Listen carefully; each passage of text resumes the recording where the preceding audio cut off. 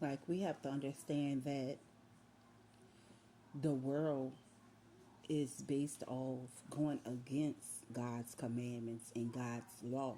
So it makes it seems like, oh, we don't supposed to follow the law. We don't supposed to follow God's God's law, and to be obedient to God. But this is why God came to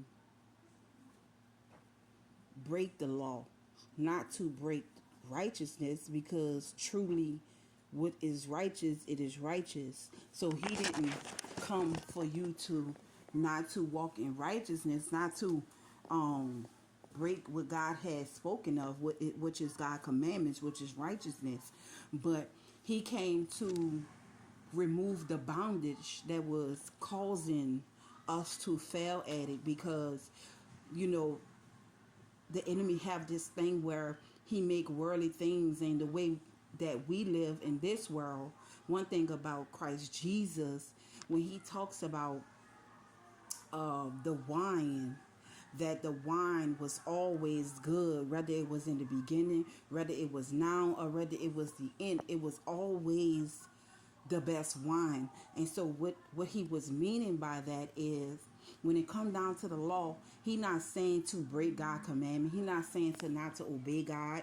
But what he is saying is, take the bondage off it, take the lawness off it, because the world we live in is against it. And when it's against it, the way we have to walk in this world at these times, God will always have our back. So one thing about God, he will make a way out of nowhere. He will use our things that is turned around for to come against us in bad. He will make it good for us. So, you know, basically he took that law and broke the bondage off it, and now he has given us the opportunity to walk in righteousness. He has given us the opportunity to obey God.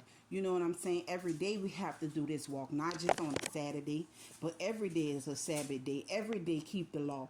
I mean, keep holiness in you. Not just the law, but keep holiness in you. Keep righteousness in you, because the law is just teaching you how to be righteous. Now, what Jesus is saying is that I'm not going to give you a bondage where you have to do this. I'm going to allow you to make a choice. And I'm going to give you an opportunity to be righteous, to walk in righteousness, right? Every day. If you're going to go to work, do it in righteousness. If you want to have a husband, a wife, do it in righteousness.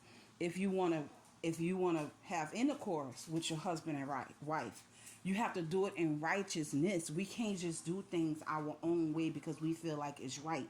No, it is written for how God have what is right and what is not right. And so what is right, God want us to be Sabbath in every day of doing these things. Every day.